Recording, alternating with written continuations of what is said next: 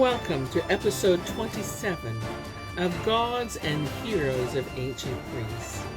My name is MyLinda Butterworth, and today we will continue with the epic tale of Heracles with the telling of Heracles and Eurytus. After all his toil and effort, Heracles was at last free from the service of Eurytus and returned to Thebes. He could not remain with Megara, his wife, whose children he had killed in a fit of madness, and so, with her own consent, he gave her to his beloved nephew Iolaus, and began to look for a new wife for himself. His fancy turned to the lovely Iole, the daughter of Eurytus, king of Iphitus in Euboea, who, when Heracles was a boy, had instructed him in the art of shooting with the bow. This king had promised his daughter to that man who, in a contest with the arrows, could outdo him and his sons. When this was proclaimed, Heracles hastened to Iole, mingled with the throng of contestants, and soon proved that he was not unworthy pupil of old Eurytus, for he carried off the victory.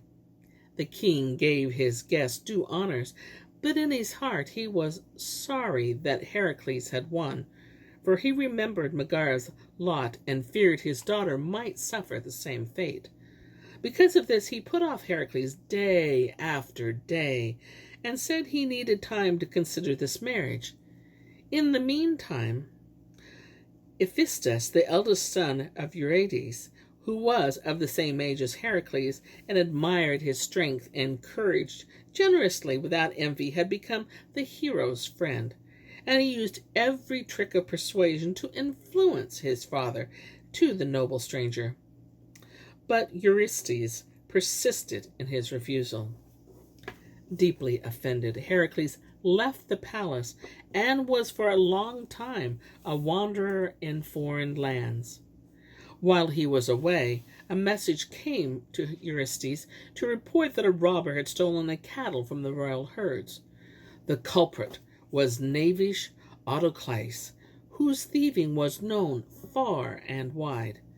But in his vexation, the king said, "No one but Heracles has done this thing. This is the ignoble revenge because I refused to give my daughter to him, the murderer of his own children?" Iphitus defended his friend with warmth and eloquence, and offered to seek out the hero so that with his aid he might find the stolen cattle. Heracles received the king's son hospitably and was willing to join him in his search.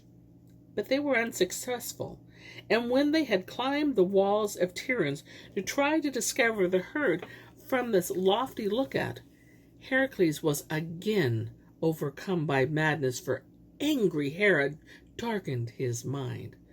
Taking his faithful friend Iphitus from one of Eurytus' conspiring allies, he hurled him down from the ramparts of Tiryns. And here ends my tale for today. But I'll be back tomorrow with more tales, many more tales. Until then, my friends, enjoy the journey.